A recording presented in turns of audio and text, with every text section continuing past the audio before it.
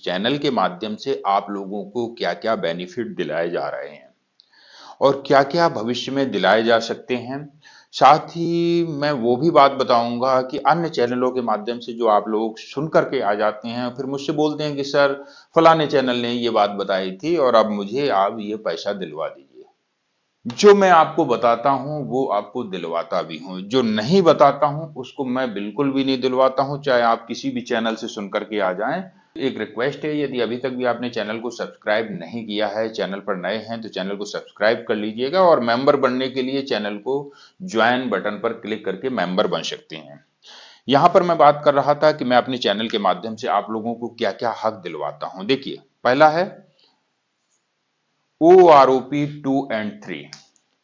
कई रक्षा पेंशनर्स को OROP 2 का लाभ नहीं मिला है, परंतु 3 का मिल गया है। जिनको 2 का नहीं मिला है, यदि उनका कुछ बकाया पैसा है तो उनको मैं अपने चैनल के माध्यम से दिलवाने का काम करता हूं। कुछ रक्षा पेंशनर यहीं पर ऐसे हैं कि OROP 2 में 4 किस्तों के माध्यम से पैसा दिया गया था। किसी किसी रक्षा पेंशनर्स को 2 किस्तें आ गई या 3 किस्तें आ गई, 1 किस्त लटक गई, किसी की 2 लटक गई, और जिनकी वो किस्तें लटक गई हैं, वो पैसा नहीं मिला है, उनको भी मैं ये OROP 2 की किस्तें दिलवाने का काम करता हूं। साथ में नोशनल इंक्रीमेंट, किसी भी प्रकार का यदि आपका कोई नोशनल इंक्रीमेंट बकाया है, कोई इंक्रीमेंट आपका सर्विस के दौरान छूट गया है जो कि एडजस्ट नहीं हो पाया है और आपको लग रहा है कि आपकी बेसिक जो है वो कम है, तो उस इंक्रीमेंट को भी मैं एडजस्ट करवाने का कार्य इस चैनल के माध्यम से करता हूं। इसके अलावा तीसरा, पे फिक्सेशन। जिनका पे फिक्स नहीं हो पाया है, यानी कि 10-10 साल 15-15 साल पुराने पेंशनर्स बताते हैं कि सर मैं 2006 में जो पेंशन ले रहा था, 2010 में जो पेंशन ले रहा था, वही पेंशन आज भी चल रही है। ऐसा क्या हो सकता है कि जिसकी 2010 में जो पेंशन थी वही पेंशन आज भी हो? यदि कुछ हैं ऐसे रक्षा पेंशनर जिनको पुरानी पेंशन से ही गुजारा करना पड़ रहा है, आपको मैंने अपने पिछले वीडियो में आज के लगभग 5 से 6 माह या लगभग 8 माह पहले एक वीडियो में बताया भी था कि एक ऐसी बुजुर्ग महिला हैं जिनको टोटली 9,000 रुपए, शायद 9,000 से भी कम, 7,000 रुपए, ऐसी 7 या 9,000 लगभग उनको पेंशन मिल रही है। लेकिन ऐसा हो ही नहीं सकता है, असंभव है ये बिल्कुल, कि किसी भी फैमिली पेंशनर्स को टोटली 9,000 रुपए पेंशन मिल रही हो विद डीए के। ऐसा नहीं हो सकता है। तो ऐसी जो भी पेंशनर्स हैं जिनकी पेंशन का फिक्सेशन नहीं हो पाया है, पेंशन नहीं बढ़ाई गई है, उनको भी उन्हें उनका हक दिलवाने का कार्य करता हूं। चौथा है एंट्री लेवल पे। एंट्री लेवल पे 2006 क्या है कि कोर्ट का एक आदेश आया था कि 2006 से पहले जो जिस रैंक से इनरोल्ड है और 2006 में भी वही सेम रैंक है, तो उसमें उस रैंक का एक पे फिक्सेशन किया गया था कि इतने पर उनकी पे को फिक्स किया जाना चाहिए। अधिकतर की पे का फिक्सेशन हो गया था, परंतु कुछ एक जो क्या बोलते हैं हमारे सैनिक भाई रह गए थे जिनका ये पे एडजस्ट नहीं हो पाया था, जिनका एनरोल्ड 2001 से लेकर के 2004 के बीच में हुआ है और जो रैंक उनके एनरोल्ड के समय थी वही सेम रैंक 2006 में भी थी, उनकी पे का फिक्सेशन इस एंट्री लेवल पे के माध्यम से हुआ है। यदि आपका एडजस्ट नहीं हो पाया, बंगाल इंजीनियर ग्रुप के ना जाने कितने लोगों का मैंने ये एंट्री पे लेवल एडजस्ट करवाया है, उनका काफी लोगों का छूटा हुआ था। तो शायद अन्य रेजिमेंटों में मुझे इतना देखने को नहीं मिला, इक्का दुक्का देखने को मिले हैं, परंतु बंगाल इंजीनियर वालों के तो मैंने बहुत लोगों का एडजस्ट करवाया है। और फिर भी यदि कोई छूट रहा हो, जिसको लग रहा हो कि उन्हें एंट्री लेवल पे नहीं मिल पाया है, तो वो इसके लिए प्रयास कर सकते हैं। देखिए, मैं आप लोगों से बिल्कुल भी नहीं कहता हूं कि आप लोग मेरे माध्यम से ही अपनी समस्या का समाधान करवाएं। मैंने आपको कई रास्ते बताए हुए हैं। पहला रास्ता है आप अपनी जिला सैनिक कल्याण बोर्ड के माध्यम से अपनी पेंशन को सही करवाने का कार्य कर सकते हैं, अपने रुके हुए पैसे को लेने का काम कर सकते हैं। दूसरा, आप स्वयं पेंशन कार्यालय में जाकर के अपनी पेंशन को ठीक करवाने का काम कर सकते हैं। तीसरा, यदि आप ये सब नहीं करना चाहते हैं तो आप घर बैठ करके भी चिट्ठी लिख करके अपने पेंशन कार्यालय को चिट्ठी लिखिएगा और अपनी पेंशन को सही करवाने का कार्य कर सकते हैं। वो भी नहीं कर सकते हैं तो जो मोबाइल के जानकार हैं तो सीपी ग्राम पर अपनी पेंशन से रिलेटेड ग्रीवांस डाल करके अपनी उस समस्या का समाधान करवा सकते हैं। परंतु होता क्या है, चिट्ठी तो हर कोई लिख लेता है परंतु एक सही रास्ता पता ना होने के कारण समाधान नहीं हो पाता है। रिकॉर्ड ऑफिस का काम है, भेजे जा रहे हैं इलाहाबाद, तो कैसे पे का एडजस्टमेंट हो पाएगा? या फिर इलाहाबाद का काम है, पीसीडीए का कार्य है और आप भेजे जा रहे हैं रिकॉर्ड ऑफिस को, ऐसी कंडीशन में देरी लगती है और हो सकता है आपका कार्य भी ना हो पाए। बस यही चीज आपको इंश्योर करनी होगी कि किसका कार्य है और मैं भेज किसको रहा हूं। यदि आप ये सब जानकारी लेना चाहते हैं तो आप मुझे फॉलो करिएगा, ज्वाइन करिएगा। मैं आपको जरूर बताऊंगा कि सीपी ग्राम पर शिकायत कैसे डाली जाती है। पांचवा, एमएसीपी ऑनरी नायब सूबेदार। MACP first, second and third, MACP का लाभ जिनको नहीं मिला है, मान लीजिए वैसे तो 8, 16 और 24 साल में MACP first, second and third का बेनिफिट मिल जाता है, परंतु कुछ सैनिक भाई ऐसे हैं जिनका किसी कारण से एमएसीपी डिले लगता है या फिर लग ही नहीं पाता है। वो सारे एमएसीपी लगवाने का काम, एडजस्ट करवाने का काम मेरे इस चैनल के माध्यम से किया जाता है। मान लीजिए कोई सैनिक भाई है जो 5 साल में हवलदार बन जाते हैं। अब बताइएगा 5 साल वाले को क्या 24 साल सर्विस होने पर एमएसीपी नायब सूबेदार लगेगा? नहीं। यदि 5 साल में आप हवलदार बन जाते हैं तो इसके ठीक 8 साल बाद आपको एमएसीपी नायब सूबेदार लागू है। यदि प्रमोशन नहीं मिलता है तो आपको एमएसीपी नायब सूबेदार का बेनिफिट मिल जाएगा। वहीं पर अगली समस्या है ऑनरी नायब सूबेदार की। ऑनरी नायब सूबेदार कुछ सैनिक भाई हवलदार रैंक से 24 साल करके रिटायर्ड हो आते हैं, बाद में रिटायरमेंट के बाद में या रिटायरमेंट के समय ही उनका ऑनरी नायब सूबेदार आ जाता है और वो एडजस्ट नहीं हो पाता है गलती से, जिसके कारण उन्हें बेसिक पेंशन में लॉस होता है।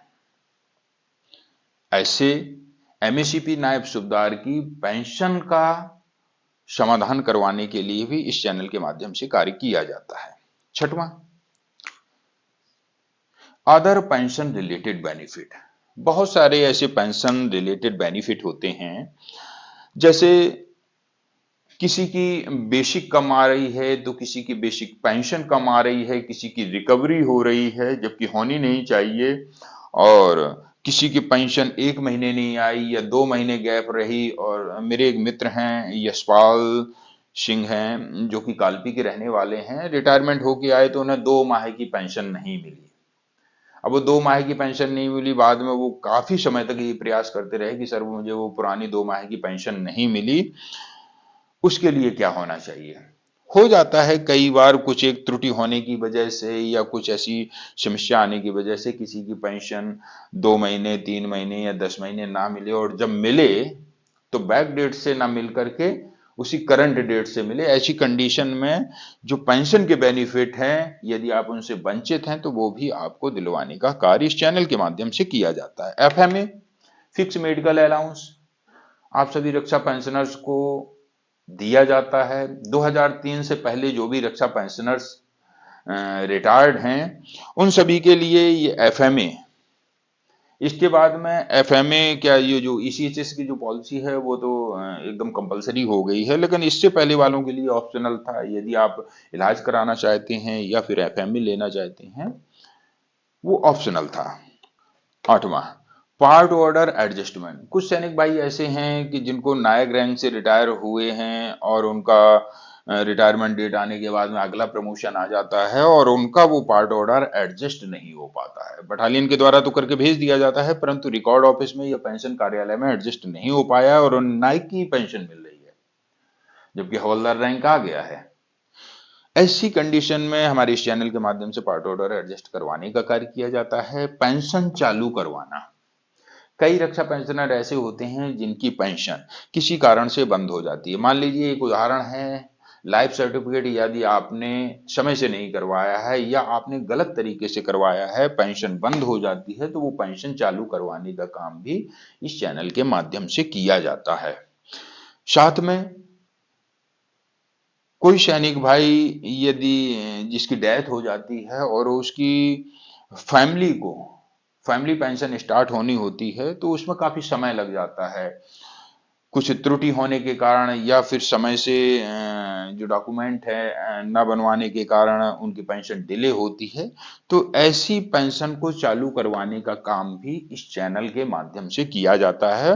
आपने देखा ही होगा, पिछली कई वीडियो के माध्यम से मैंने न जाने कितने रक्षा पेंशनर्स की पेंशन चालू करवाने का काम किया है, उन्हें वास्तविक हक दिलवाने का काम किया है, पेंशन सही करवाने का काम किया है, पिछला बकाया एरियर दिलवाने का कार्य किया है। अब आते हैं 9 नंबर, रुका हुआ पैसा दिलवाना। जैसे कि मैंने आपको बताया था एंटी लेवल पे 2006, यदि एडजस्ट होता है तो ये समझ लीजिए 2006 से लेकर के अभी तक जितना भी पैसा मिलता है बनता है वो आपको मिलेगा। OROP 2 की 2 किस्तें रुक गई थी, 2 किस्तें ही मिल पाई, तो वो रुका हुआ पैसा भी मैं दिलवाने का कार्य करता हूँ। इसके अलावा MACP एडजस्ट नहीं हो पाया है, ऑनरी नायब सूबेदार, ये सब रुका हुआ पैसा की श्रेणी में आते हैं, तो ये सब आपका एडजस्टमेंट के बाद में जो भी एरियर बनता है वो आपको दिलवाने का कार्य इस चैनल के माध्यम से किया जाता है।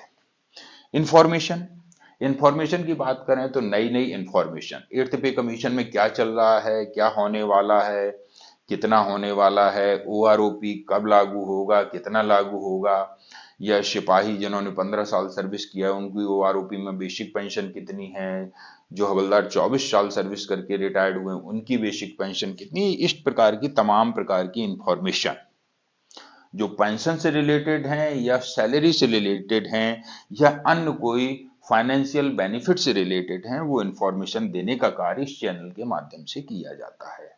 साथ में अपडेट, कोई भी अपडेट 8th पे कमीशन से जुड़ी हुई अपडेट यदि कोई आ जाती है तो मैं सबसे पहले ये प्रयास करता हूं कि उसमें सत्यता कितनी है। जब मैं उसको जांच परख लेता हूं तभी अपने चैनल पर दिखाता हूं, अन्यथा चाहे कितनी भी बड़ी अपडेट हो मैं चैनल पर बिल्कुल भी नहीं दिखाता हूं। गवर्नमेंट के द्वारा जब तक आधिकारिक कोई सूचना जारी नहीं होती है तब तक मैं वो अपडेट आपको बिल्कुल भी नहीं देता हूं।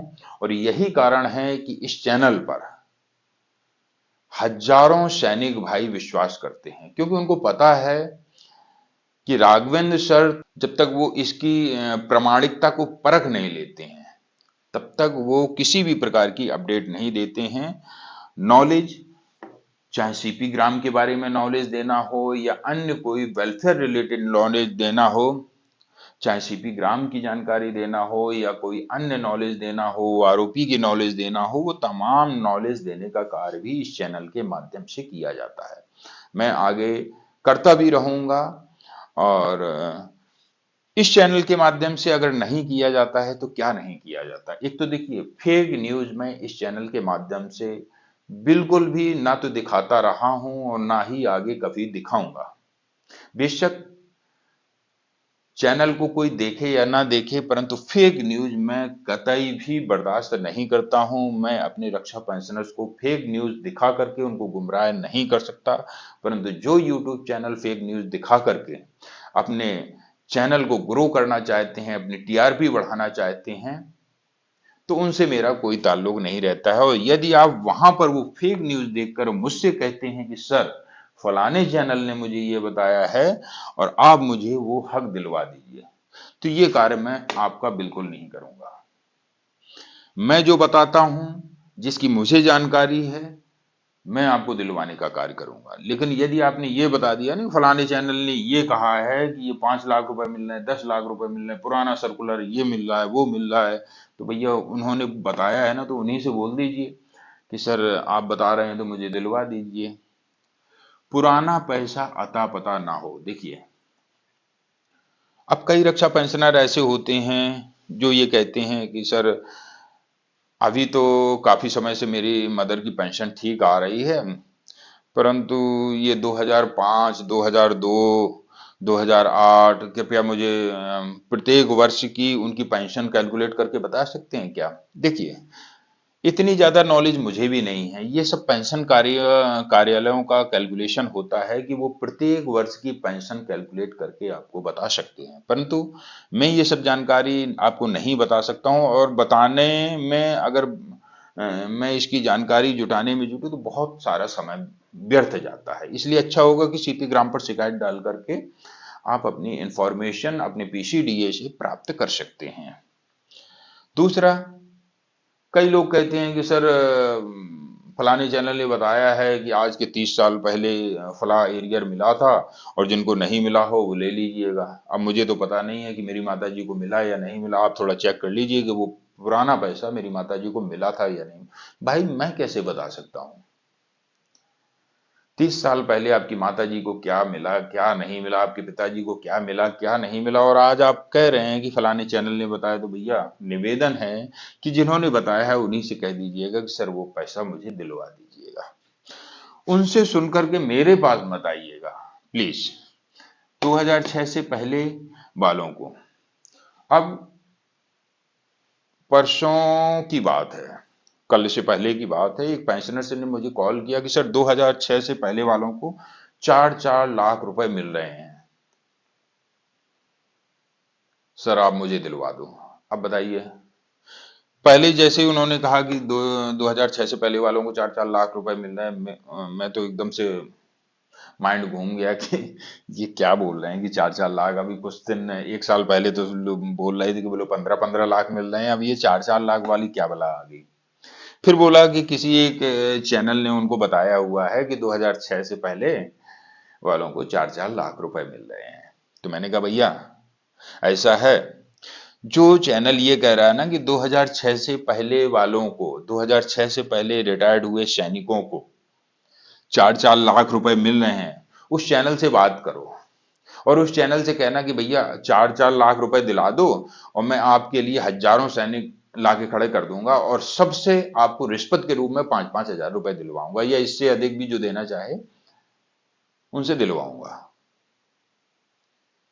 क्या कुछ भी बोले जा रहे हैं, और खास करके वही चैनल बोल रहे हैं जो स्वयं सैनिक रहे हैं किसी जमाने में, अपनी टीआरपी बढ़ाने के लिए, अपने चैनल को ग्रो करने के लिए अनाप शनाप बके जा रहे हैं दुनिया भर की, 4 लाख 10 लाख 15 लाख, लेकिन सत्यता नहीं बता रहे हैं।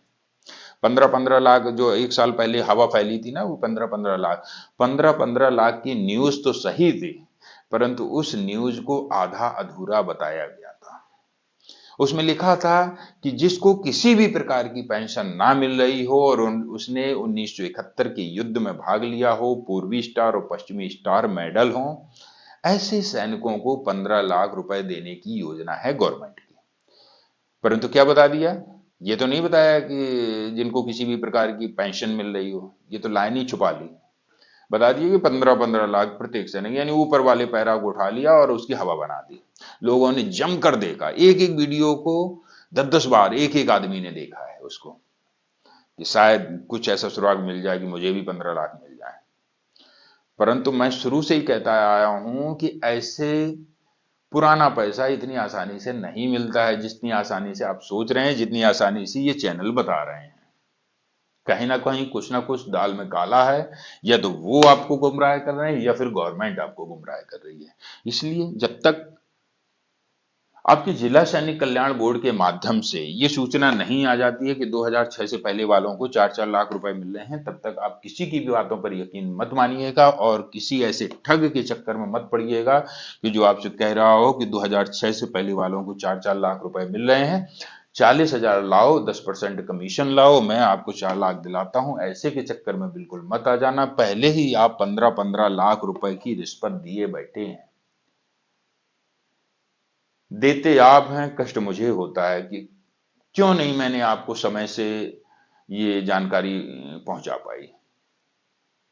अब जानकारी पहुंचाने की तो बात रही, मैं अपने इस YouTube चैनल के माध्यम से, वीडियो के माध्यम से जानकारी दे ही सकता हूं, परंतु सुनना या न सुनना आपका काम है, मानना या न मानना आपका काम है। पुनः मैं आप लोगों से यही कहना चाहता हूं, आपको किसी भी प्रकार की पेंशन से रिलेटेड कोई समस्या है, आप मुझे व्हाट्सएप पर कमेंट सेक्शन के माध्यम से अपनी समस्या लिख करके भेजिएगा। परंतु व्हाट्सएप पर आप अपॉइंटमेंट जरूर ले लीजिएगा, क्योंकि मैं दिन में अनेकों कार्यों में व्यस्त होता हूं। आप मुझे कॉल करते हैं, अपनी समस्या को बताते हैं और शाम तक मैं आपकी समस्या को भूल जाता हूं। क्यों भूल जाता हूं? क्योंकि आपने समस्या बताई, उसके बाद में 10 कॉल और आ जाते हैं, उन्होंने भी अपनी समस्या बताई। इस कारण से मैं सभी की समस्या शाम तक याद नहीं रख पाता हूं। करंट में जो शाम को मुझे जिसने समस्या बताई सिर्फ उसकी समस्या याद रहती है, और आपने मुझे सुबह बताई या दोपहर में बताई, मैं वो भूल जाता हूं। मैं आपसे बार बार निवेदन करते आया हूं कि प्लीज शाम को 7 से 9 के बीच में यदि आप कॉल करेंगे तो आपकी समस्या का समाधान भी होगा और समय सीमा के अंदर आपकी जो प्रॉब्लम है वो हल होगी। परंतु यदि आप बताने के बावजूद भी बार बार दिन में फोन करेंगे तो आपकी समस्या यूं की यूं पेंडिंग बनी रहेगी, समस्या का निराकरण बिल्कुल नहीं हो पाएगा। क्योंकि जब मैं रास्ते में हूं, कोई मेरे पास में कोई पेन कॉपी है नहीं, मैं आपकी समस्या को लिखता नहीं हूं और शाम तक मैं भूल जाता हूं। फिर आप जब 2 या 3 महीने बाद मुझे कॉल करते हैं कि सर अभी तक भी मेरी समस्या का समाधान नहीं हुआ, तो मैं यही कहता हूं कि भैया आपने मुझे कब बताया था, क्योंकि मैं भूल जाता हूं। तो मेरा यही जवाब होता है।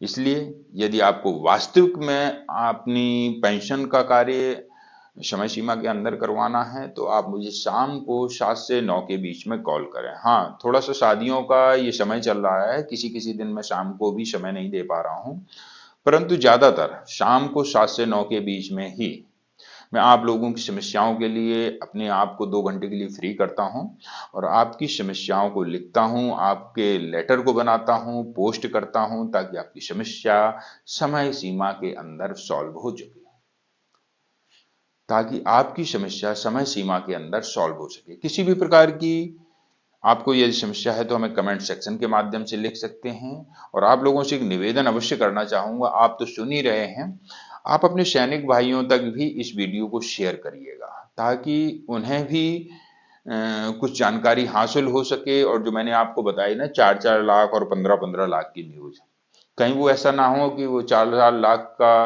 बेनिफिट लेने के चक्कर में किसी को 40,000 का घूस दे बैठे। इसलिए वीडियो को शेयर जरूर करना। यदि आपने शेयर नहीं किया तो ये समझिएगा कि आपका ही कोई सैनिक भाई किसी न किसी ठग का शिकार हो जाएगा।